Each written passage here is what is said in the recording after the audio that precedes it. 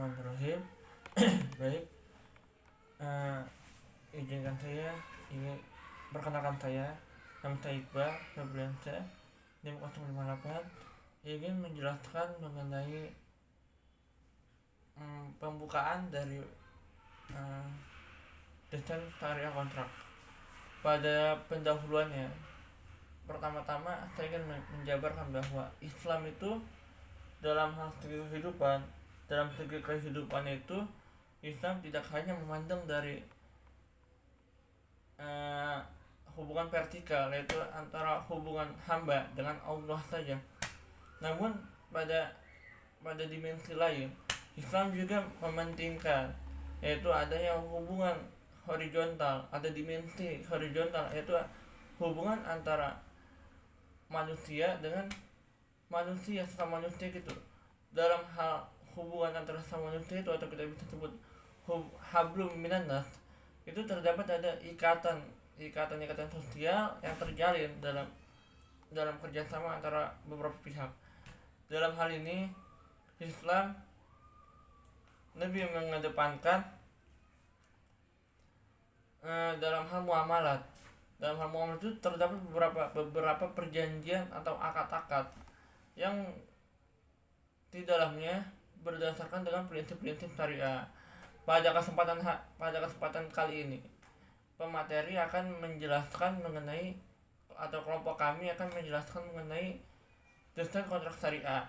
Pada desain kontrak syariah itu sebagai tujuan atau fungsi, yaitu sebagai ketetapan atau penetapan atau penegasan suatu akad yang terjadi pada perbankan atau lembaga keuangan tertentu. Lebih detail itu perbankan syariah. Pada kasus ini, pada desain kontrak syariah itu terdapat beberapa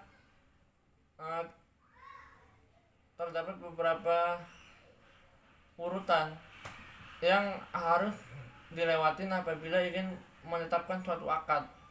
Nah, dalam pengurutan itu terdapat 4 urutan. Yang pertama itu perbankan atau lembaga tertentu harus mengetahui tingkat kebutuhan nasabah. Yang kedua, si perbankan harus tahu seberapa besar kemampuan pembayaran dari nasabah tersebut. Nah, yang ketiga, si perbankan juga harus mengetahui dari internalnya dia sendiri, yaitu berupa keuangan dari pihak ketiga perbankan itu, dari mana sumber keuangannya. Nah, yang keempat, ini puncak dari suatu urutan, yang dimana yang keempat ini sebagai hasil akhir dari penetapan akad.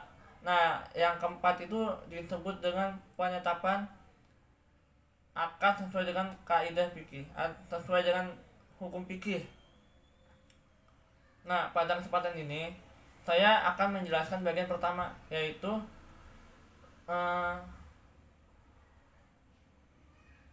si perbankan harus mengetahui sesuai dengan kebutuhan dari nasabah. Dalam hal ini perbankan harus mengetahui 2 unsur, ada unsur objek dan ada unsur kegunaan. Dalam hal unsur objek, perbankan tuh harus lebih detail bahwa si nasabah ini membutuhkan apa sih, suatu barang yang dapat dipenuhi secara cepat atau secara lambat. Apabila barang tersebut ready stock atau ada pada hari itu juga ketika dibeli, maka akad yang terjadi pada perbankan dengan nasabah itu terjadi, yaitu akad murabaha. Namun apabila kita lihat lagi pada objek ini, barang tersebut dalam hal pembuatannya memiliki proses. Dalam hal proses itu kita lihat juga nih, prosesnya itu proses yang lambat atau yang cepat. Apabila itu prosesnya cepat, maka akadnya itu termasuk akad salam. Namun apabila perbankan produsen barang tersebut memproduksinya secara lama, maka kita bisa simpulkan bahwa akad yang dilaksanakan oleh perbankan dengan nasabah ialah akad salam. Selanjutnya saya akan menjelaskan mengenai kegunaan dari karakteristik barang yang dibutuhkan nasabah. Dalam hal kegunaan, kita bisa memberikan bagan. Ibaratnya tangan saya ada bagan, di dalam bagan itu terdapat, kita melihat dulu nih, apakah barang tersebut dipakai untuk barang yang konsumtif atau barang yang produktif. Kita masuk ke barang konsumtif dulu. Apabila barang yang konsumtif, maka kita bisa jabarkan dulu, dibagi lagi di bawahnya. Barang tersebut itu barang apa? Barang yang apa? Barang yang konsumsi itu barang yang benar-benar barang atau barang jasa. Apabila itu jasa, berbentuk jasa, maka akad yang dilakukan pada perbankan dengan nasabah itu ialah akad tijarah, karena terdapat ada upah di dalamnya. Nah, namun apabila barang konsumtifnya itu benar-benar berbentuk barang sejatinya barang itu, kita bisa lihat lagi nih, seperti pada objek yang sebelumnya. Apakah barang tersebut ready stock atau tidak? Kalau ready stock di hari itu juga pada terjadi akad, maka kita bisa simpulkan bahwa akad yang dilakukan antara nasabah dengan perbankan ialah akad murabaha. Namun apabila barangnya tidak mempunyai ready stock pada hari itu juga atau membutuhkan waktu, kita lihat lagi bahwa apakah barang tersebut membutuhkan waktu yang lebih sedikit atau lebih lama. Namun apabila lebih sedikit dalam pembuatan prosesnya, itu bisa kita masukkan ke dalam kategori akad salam. Namun apabila dalam kategori tersebut barang itu memproduksinya secara lama, itu masuk dalam kategori istisna. Kenapa sih ada berbeda itu? Karena itu berbeda dengan waktu, dan dalam hal waktu itu kita bisa memberi sebab akibatnya. Karena pada hal yang waktu itu, pada waktu yang cepat itu, karena si nasabah itu memesan barang tersebut ya karena barang secara umumnya saja, barang-barang yang ada pada umum di pasaran. Namun apabila yang membutuhkan waktu lama, itu kemungkinan besar si nasabah mempunyai pemesanan yang lebih detail dan lebih rinci dan lebih unik daripada barang-barang yang ada di pasaran, sehingga membutuhkan waktu yang lama dalam hal produksinya. Setelah konsumtif, kita masuk nih ke dalam hal produktif. Kegunaan barang produktif. Dalam hal produktif itu, apakah barang tersebut masuk untuk modal kerja atau untuk investasi? Kita lihat dulu nih, ada dua alur nih dalam hal barang yang produktif. Untuk modal kerja, kita lihat bahwa apabila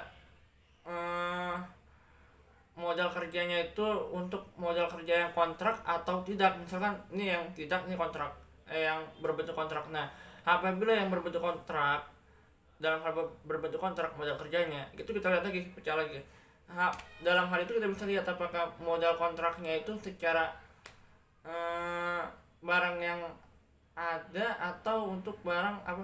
Dalam hal modal kontraknya itu, apakah modal kontrak yang membutuhkan modal kontrak yang secara ada pihak ketiga atau tidak ada. Nah, apabila dalam hal kontrak kerjanya itu terdapat pihak ketiga, maka dalam hal itu akad yang dilakukan ialah akad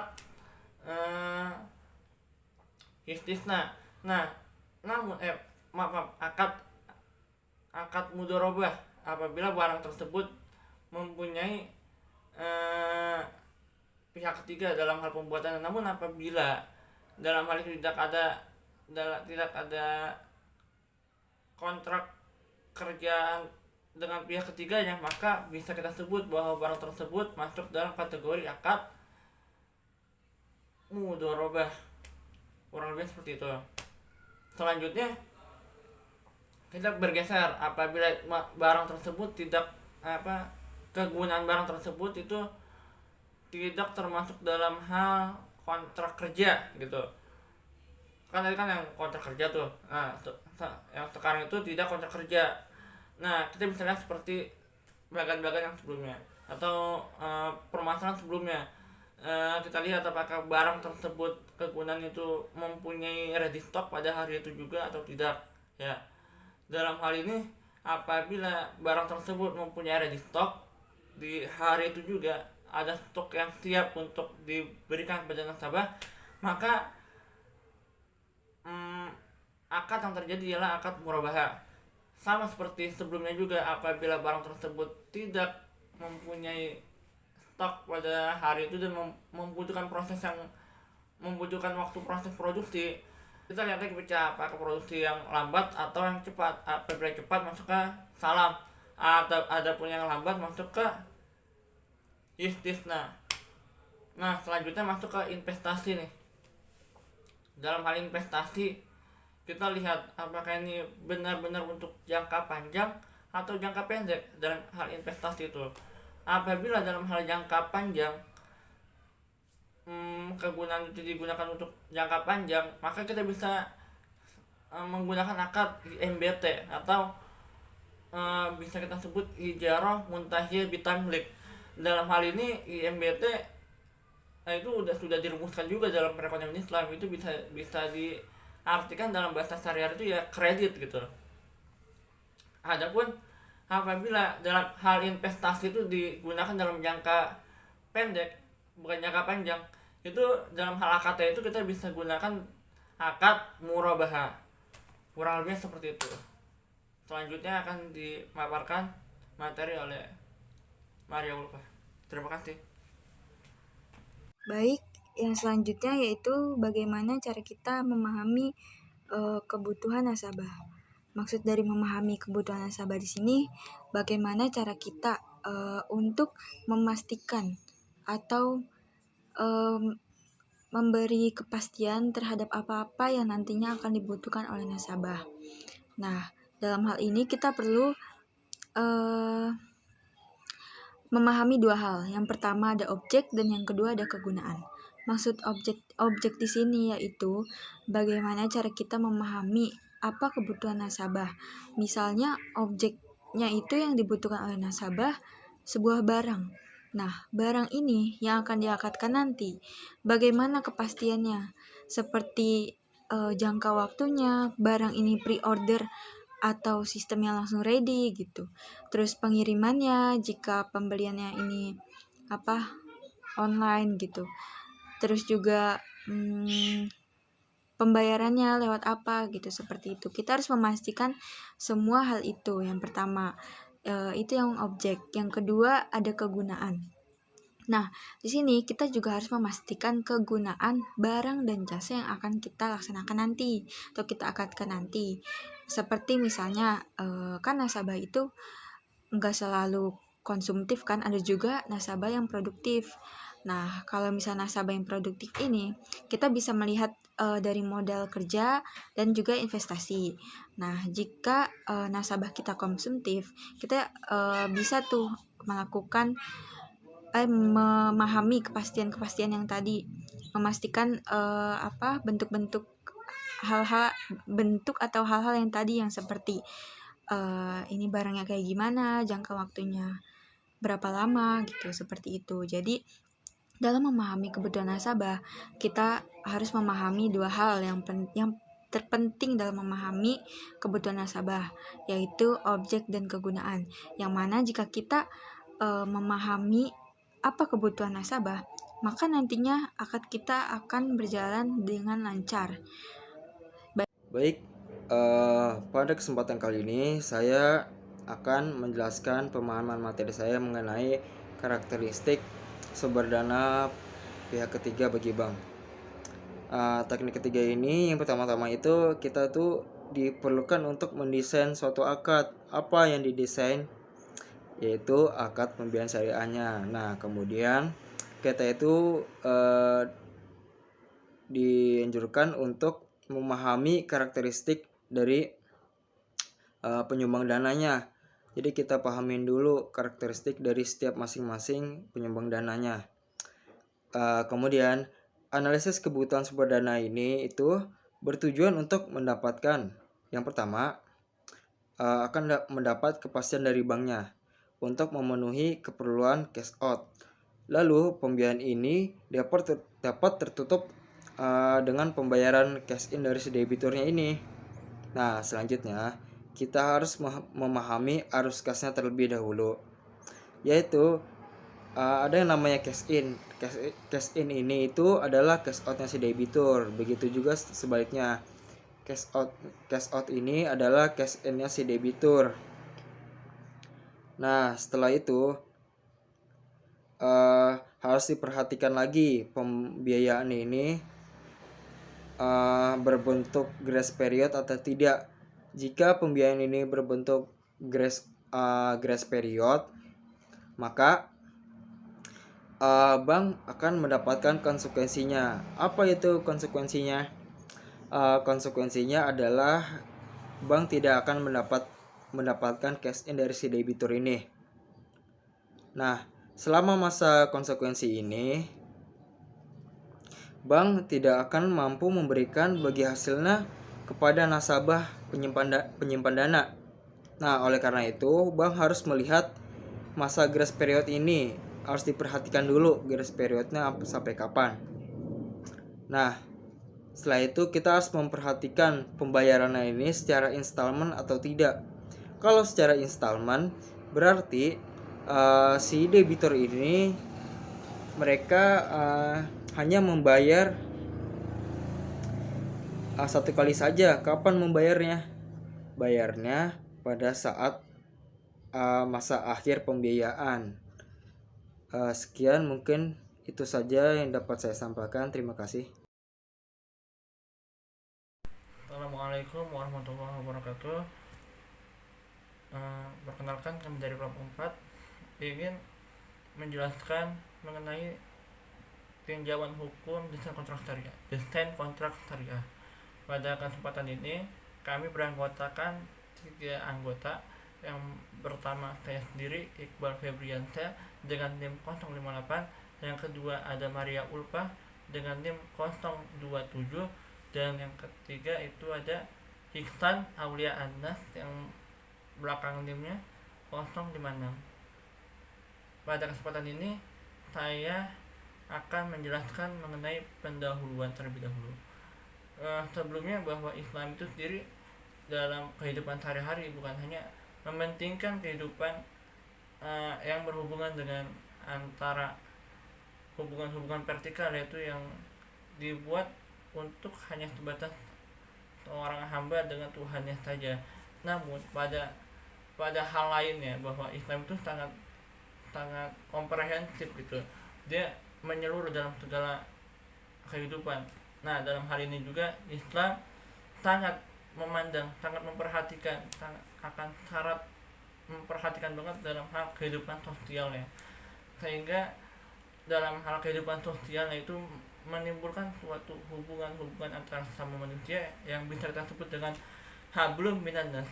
Dalam hablum minannas itu terdapat perjanjian atau suatu kebutuhan yang harus terpenuhi, karena sesama manusia itu pada hakikatnya itu saling membutuhkan. Tidak ada yang berdiri dengan sendirinya. Nah, dalam hal ini apabila seseorang sudah membutuhkan sesuatu, pasti akan terjadi suatu akad. Dalam hal ini juga bahwa Islam telah memberikan konsep dalam muamalatnya, yaitu berbagai macam akad. Nah, dalam berbagai macam akad tidak akan bisa mencapai suatu akad tanpa adanya proses untuk menjalankan akad tersebut. Nah bisa kita pertegas lagi bahwa sebelum adanya akad yang kita sahkan itu terdapat suatu proses. Nah, dalam proses itu kita bisa sebut yang dinamakan dengan desain kontrak syariah. Dalam hal ini desain kontrak syariah itu lebih mempertegas bahwa dalam perbankan, terutama dalam dunia keuangan itu bisa gitu suatu akad akan bisa terrealisasi dengan berbagai step by stepnya, kurang lebih seperti itu. Selanjutnya akan dijelaskan pemateri selanjutnya. Terima kasih. Selanjutnya yaitu ada definisi hukum kontrak. Apa itu kontrak? Kontrak yaitu sebuah perjanjian yang dibuat secara tertulis dengan tujuan sebagai alat bukti bagi para pihak yang berkepentingan. Juga ada akad. Pengertian akad yaitu perikatan yang ditetapkan melalui ijab qabul dan dibenarkan secara syara yang menimbulkan akibat hukum terhadap objeknya. Lalu lanjut kepada dasar hukum desain kontrak syariah. Dasar hukumnya itu termuat dalam surat Al-Baqarah ayat 282, Al-Maidah ayat 1, dan Al-Isra ayat 34. Nah, selain dasar hukum yang tadi, kita juga perlu mengetahui fatwa DSN MUI yang masih berkaitan dengan desain kontrak syariah. Di antaranya yaitu fatwa DSN MUI nomor 5 tahun 2000 yang berisi tentang jual beli Islam, dan fatwa DSN MUI nomor 4 tahun 2000 yang berkaitan dengan akad murabahah. Itu bagaimana kita memahami karakteristik kebutuhan nasabah. Yang pertama dengan melihat objek, dan yang kedua dengan melihat kegunaannya. Maksud dari melihat objek di sini adalah kita melihat ketersediaan barangnya. Apabila barang ada, akan menjadi akad murabahah. Namun apabila tidak ada, akan menjadi akad salam. Selanjutnya yaitu kita lihat kegunaannya. Kegunaan barang yang dibutuhkan ini bisa dilihat sebagai kebutuhan produktif atau kebutuhan konsumtif. Apabila produktif, akan dipertanyakan apakah untuk modal kerja atau hanya investasi. Sebagai modal kerja, maka penetapan bisa menjadi mudharabah atau bisa menjadi murabahah, bahkan bisa menjadi istisna sesuai dengan keadaan barang. Apabila barang ada, maka terjadi murabahah, dan bila barang tidak ready stock, maka akan menjadi istisna. Dan apabila dalam modal kerja terdapat pihak ketiga, maka bisa menjadi mudharabah untuk pihak bank dan pihak kedua. Nah, yang selanjutnya yaitu bagaimana tata cara kita memahami kontrak syariah atau tata cara kita mendesain kontrak syariah. Yang pertama yaitu ada memahami karakteristik kebutuhan nasabah. Maksud di sini yaitu kita perlu memahami dulu nih apa yang nasabah butuhkan. Jangan sampai nasabah membutuhkan hal itu kita malah sibuk atau mengabaikan yang lain. Nah, yang kedua yaitu memahami kemampuan nasabah.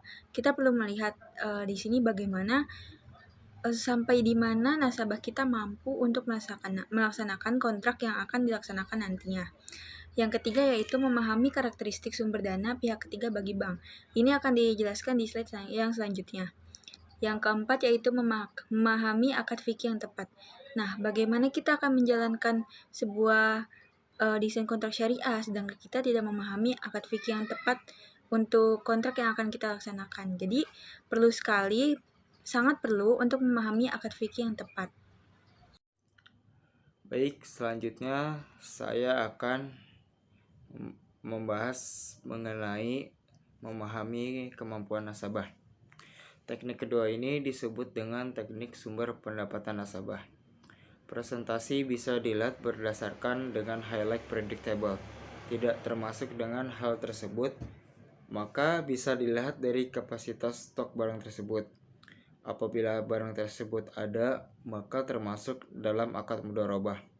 Namun apabila barang tersebut tidak ada, maka harus menjalankan pemesanan dalam jangka pendek sehingga menghasilkan akad salam dan istisna. Apabila pendapatan nasabah termasuk dengan highlight profitable, maka bank akan mempertanyakan kembali apakah itu termasuk dengan pekerjaan konstruksi atau tidak. Lama pekerjaan itu konstruksi, maka pembayaran akan jatuh pada akad istisna. Sebaliknya, apabila tidak, maka akan menjadi mudharabah kecil-kecilan. Selanjutnya, memahami karakteristik sumber dana pihak ketiga bagi bank. Teknik ketiga ini yang perlu dilakukan untuk mendesain suatu akad pembiayaan syariah adalah memahami karakteristik sumber dana pihak ketiga bagi bank. Dalam memahami karakteristik sumber dana pihak ketiga, bank harus melakukan analisis arus kas baik dari sisi cash in bank dan arus kas dari sisi cash out bank. Dalam hal cash in bank atau cash out nasabah, faktor yang harus diperhatikan adalah apakah ia berbentuk grace period atau tidak. Sedangkan di dalam hal cash out bank atau cash in nasabah, faktor yang diperhatikan adalah apakah berbentuk lump sum atau tidak. Selanjutnya, memahami akad fikih yang tepat. Teknik yang keempat ini yang perlu dilakukan untuk mendesain suatu akad pembiayaan syariah adalah memahami akad fikih yang tepat. Sebagaimana yang telah kita ketahui, penerapan sebuah transaksi tidak boleh bertentangan dengan syariat Islam. Di sisi lain, penerapan sebuah akad pada suatu transaksi juga harus memperhatikan karakteristik dari akad yang syariat Islam. Di sisi lain, penerapan sebuah akad pada suatu transaksi juga harus memperhatikan karakteristik dari akad yang dimaksud, yakni apakah akad tersebut termasuk dalam kategori akad tabaru.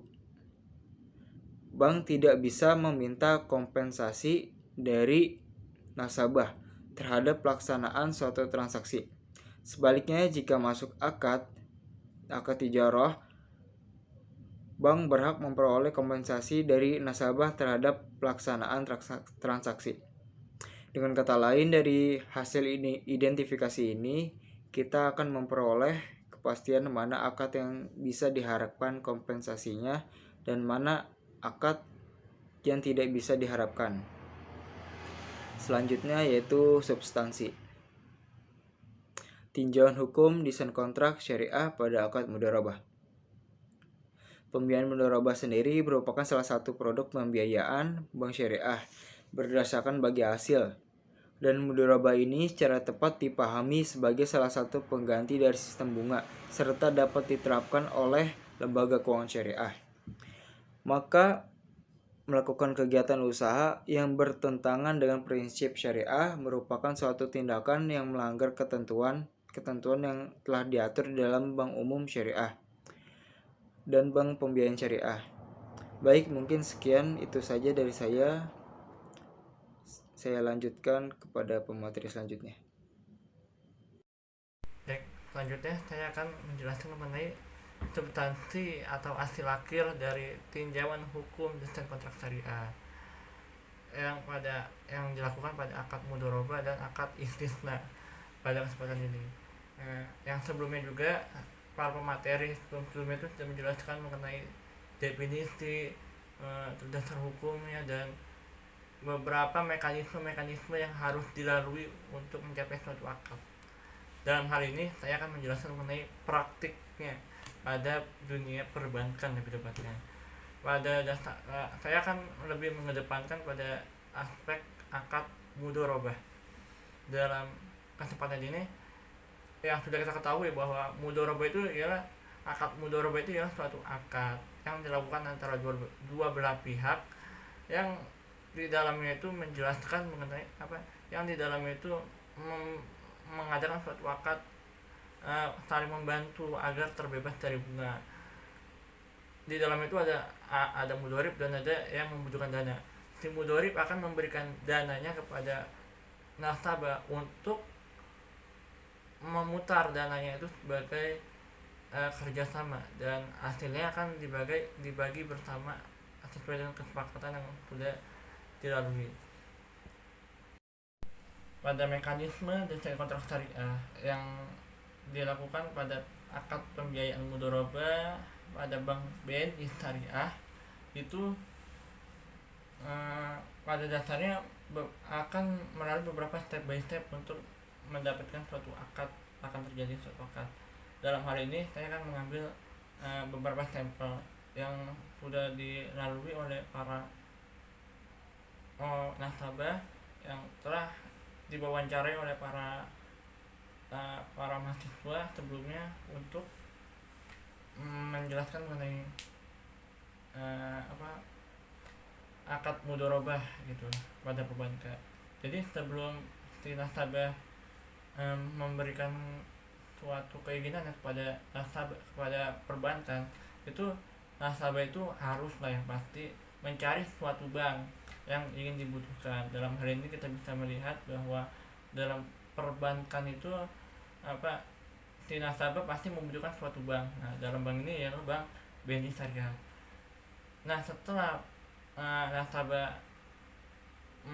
mendapatkan bank yang disetujui, maka nasabah ini memberikan memberikan ungkapan yang ingin ingin diambil atau ingin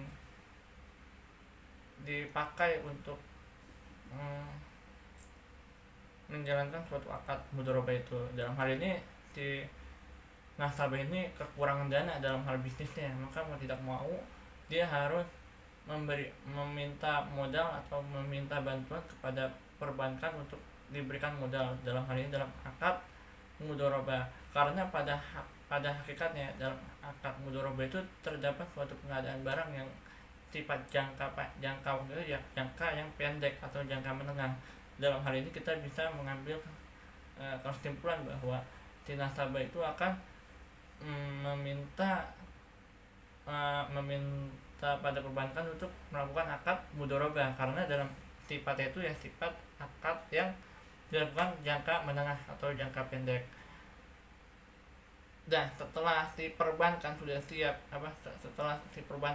siap untuk memberikan dananya, sebelum itu maka si perbankan harus juga nih mengetahui bahwa seberapa kuat si nasabah itu mumpuni bahwa dia bisa memberikan pembiayaan pelunasan pada akad mudharabah itu. Sudah diwawancarai si nasabah itu, maka perbankan akan memvalidasi bahwa nasabah itu mensanggupi akan syarat-syarat yang akan dilalui. Nah, dalam hal ini sekarang dari pihak internalnya, terutama dalam tahap ketiga itu, bahwa si perbankan akan mendapatkan dana bantuan dari pihak ketiga atau tidak. Apabila si perbankan membutuhkan pihak ketiga karena misal tandanya bahwa dalam hal pembiayaan mudharabah itu membutuhkan dana yang banyak, maka mau tidak mau si perbankan harus membutuhkan pihak ketiga untuk membacking atau membackup jalannya akad agar lancar. Setelah pihak ketiga sudah menerima, nah selanjutnya itu adalah suatu akad yang ditunggu-tunggu, yaitu akad puncak, yaitu akad penetapan akad bahwa sesuai dengan ketetapannya antara nasabah dengan perbankan akan menjalankan akad mudharabah dengan ketentuan sesuai dengan persyaratan yang sudah disepakati sebelumnya. Kurang lebih seperti itu dalam pada akad mudharabah. Nah, selanjutnya pada studi kasus yang lain kita bisa melihat bahwa ada beberapa akad. Tadi kan sebelumnya kan akad mudharabah. Nah, selanjutnya ini ada akad istisna. Yang membedakan antara akad mudharabah dengan akad istisna itu ialah jangka waktu. Nah, dalam hal ini dalam kasus studi yang lain bahwa ada suatu nasabah yang datang kepada suatu bank. Nah, pada kesempatan ini si nasabah itu membutuhkan suatu rumah untuk di tempat tinggalkan. Namun dalam hal membutuhkan suatu rumah itu, si nasabah itu kekurangan dana. Mau tidak mau dia harus pergi ke bank untuk meminta bantuan dana. Nah, setelah diwawancarai bahwa dalam hal objeknya ialah suatu hal yang penting, mau tidak mau perbankan wajib untuk memberikan pertolongan.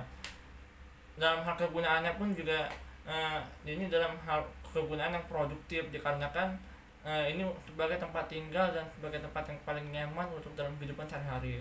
Mau tidak mau bahwa dalam hal kehidupan sehari-hari bahwa untuk rumah itu sendiri sebagai kehidupan pokok itu ada, bahwa pada dasarnya juga manusia itu membutuhkan sandang pangan pokok.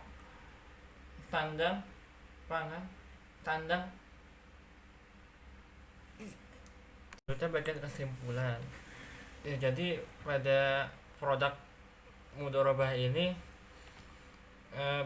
karena bersifat yang, namun pada prinsipnya produk mudorobah itu kan sebenarnya tidak membutuhkan jaminan ya. Sebelumnya kan sebelumnya mohon maaf saya tidak singgung bahwa dalam akad mudharabah itu si nasabah memberikan jaminan kepada perbankan agar bisa lebih yakin bahwa dalam menjalankan akad. Namun pada hakikatnya bahwa dalam hal akad mudharabah, dalam akadnya itu ya si nasabah tidak harus atau tidak wajib untuk memberikan jaminan. Namun agar si mudorib tidak melakukan penyimpangan atau tidak melakukan kesalahan, maka lembaga keuangan terkait dapat juga meminta jaminan dari mudorib atau pihak ketiganya, dengan jaminan bahwa jaminan ini hanya dapat dicairkan apabila mudorib terbukti melakukan pelanggaran terhadap hal-hal yang telah disepakati bersama dalam akad. Dalam hal lain juga kita bisa simpulkan bahwa dalam akad mudharabah ataupun akad istisna pada kesempatan ini, bahwa pada sejatinya dalam melakukan akad keduanya itu yang harus ditekankan bukan hanya soal jaminan, tapi juga suatu hal tentang kerjasama yang baik, hubungan kerjasama yang baik antara kedua belah pihak, yang dimana pada keduanya akan syarat mementingkan adanya kejujuran, kebersamaan, dan keterbukaan dalam hal memberikan data dan informasi antara kedua belah pihak agar terjadi suatu akad yang baik dan benar. Kurang lebih seperti itu. Baik, kami dari kelompok 4 sudah mempresentasikan mengenai desain tinjauan hukum dalam hal desain kontrak syariah. Kurang lebihnya mohon dimaafkan apabila banyak salah, itu datangnya dari kami sendiri, dan apabila adanya kebenaran yang terkait dalam penyampaian datangnya dari Allah yang Maha Kuasa. Wabillahi taufiq hidayah. Wassalamualaikum warahmatullahi wabarakatuh.